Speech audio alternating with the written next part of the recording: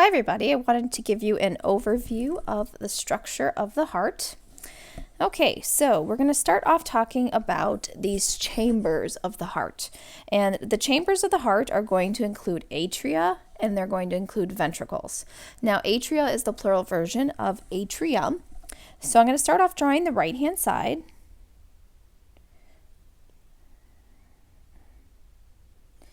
And I'm just going to add my vessels in here. All right, so here is the right atrium. This is going to lead into the right ventricle.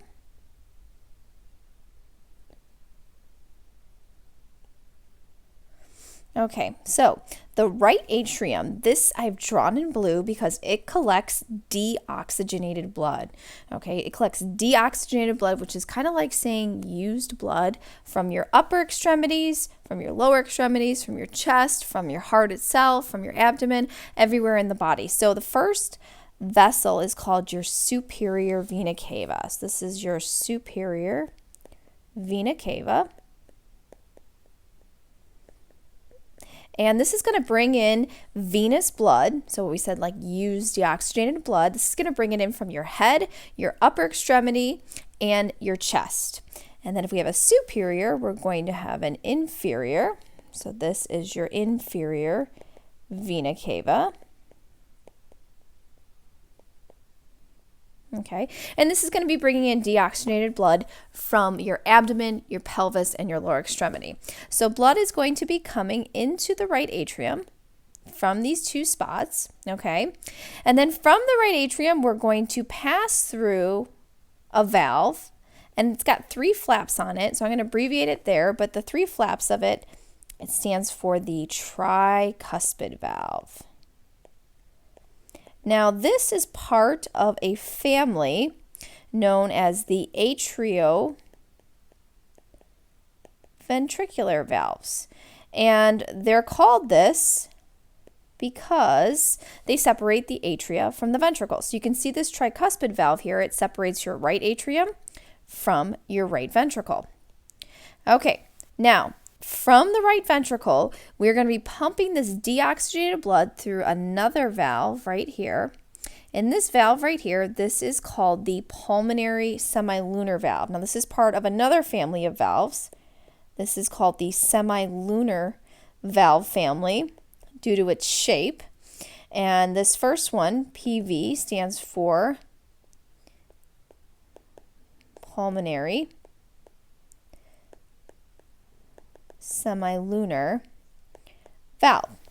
Okay, now this is called this pulmonary semilunar valve because it leads to, and I'm going to abbreviate this here, the pulmonary trunk. Now, when you hear the term pulmonary or when you go see a doctor called a pulmonologist, this is going to be someone that deals with the lungs. Now, this pulmonary trunk will take blood and it'll split into two ways. Now, remember, we have two lungs. So this is going to be your left pulmonary artery, and this is going to be your right pulmonary artery. Now, these two blood vessels, these two pulmonary arteries, they're going to be bringing it to the lungs. The lungs is going to oxygenate blood, and it's going to send it back to the left side of the heart here. So you can see there's a left side of the heart that's missing. All right, so let me switch colors here. Actually, let me just add two lungs. Okay, I am going to switch. All right, so now I'm going to be adding in the left side of the heart, and we're going to have some similar structures here. And we have your left atrium. You know what? I'm going to fix that a little bit, make it a little bit bigger. This is your left atrium, okay, and this is your left ventricle, all right, and the valve that separates the two, it's going to be a bicuspid valve. Now, before I actually get to that, what is bringing blood into the left atrium? These are what's called pulmonary veins, and I'm going to do two dotted lines two dotted circles, I should say, because these, I'm just going to do a little R in the center there, okay? These are your left pulmonary veins, okay? And these right here, these are your right pulmonary veins. Now I did them as like dotted circles there because they're actually on the back side of the left atrium there. All right, so from the left atrium, we're going to pass through what's called a bicuspid valve. So this is part of your atrioventricular family, and it's called bicuspid because it has two flaps. It is also known as the mitral valve because it's named after the Pope's hat, which is called the mitre hat. But it has two flaps right there, okay? And now the left ventricle is going to pump to a very large vessel, and it's going to have a valve before it gets there. And this vessel is kind of tricky, so we'll have to show a little bit more of an example of it in lab. It's actually kind of deep and underneath it, but it's part of the semilunar valve, and this is called the aortic semilunar. Getting towards the bottom here. My handwriting's getting messy here.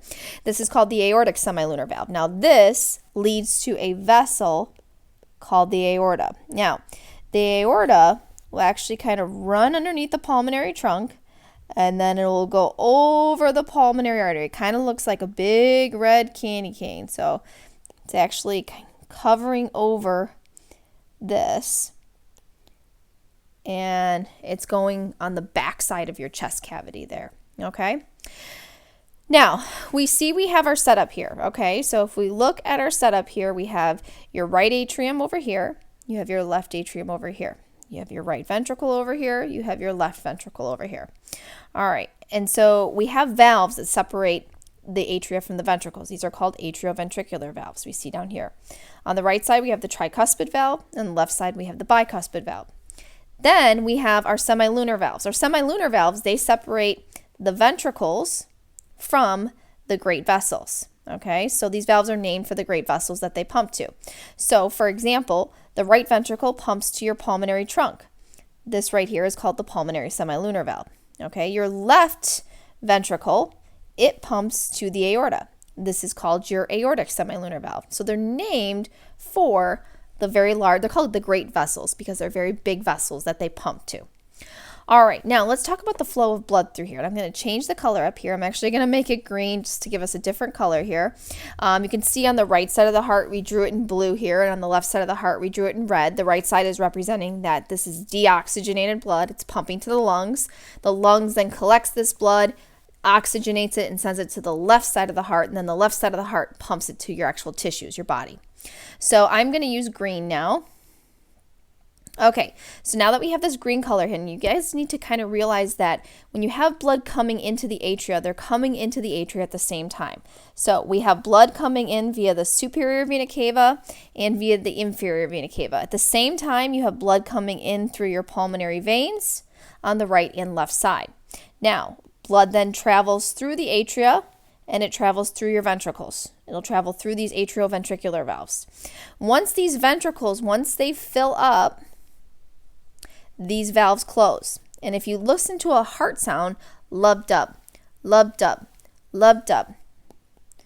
And the first heart sound, lub, okay, this is the closure of your atrioventricular valves. It's the closure of their atria. Sometimes they call it S1.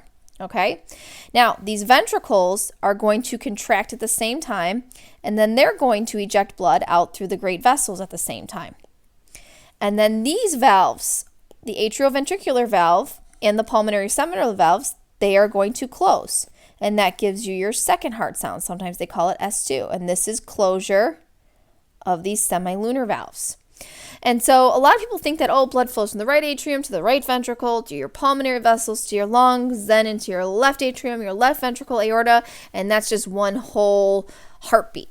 No, blood is coming in through the right atrium and the left atrium at the same time. It's traveling through the right ventricle and through the left ventricle at the same time. They're traveling through the chambers on each side at the same time. Your first heart sound, lub. This is the closure of your tricuspid and bicuspid. The closure of the second heart sound. This is the closure of your pulmonary and your atrioventricular valve. Now, let's see if I can clean this up here a little bit. Okay.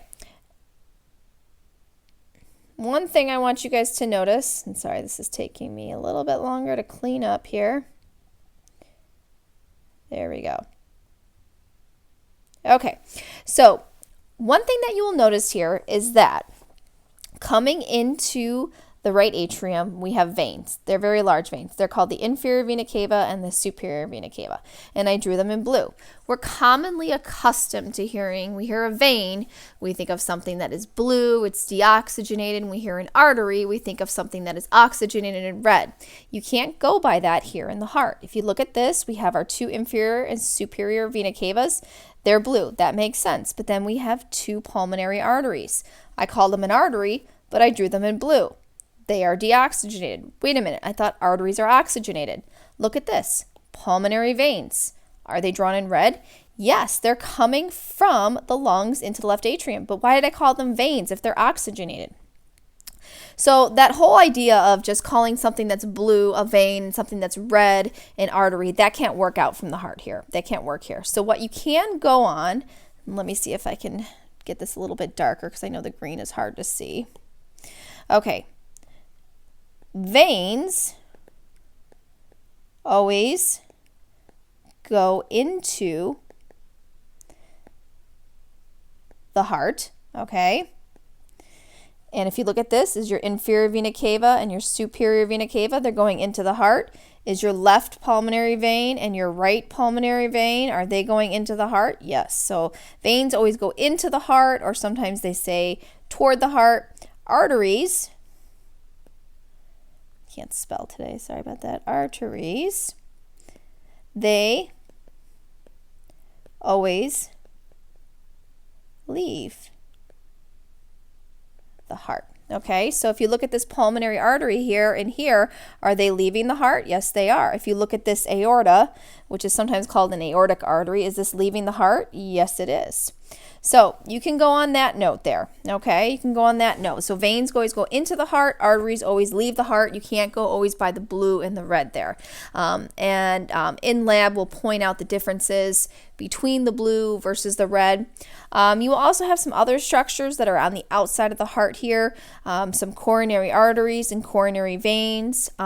You will see that from the outside of the heart here. Here we have a septum. The septum is a dividing structure. This specifically divides the right and the left ventricle, so this is called the interventricular septum. Okay, there's your little preview of the heart. Thanks.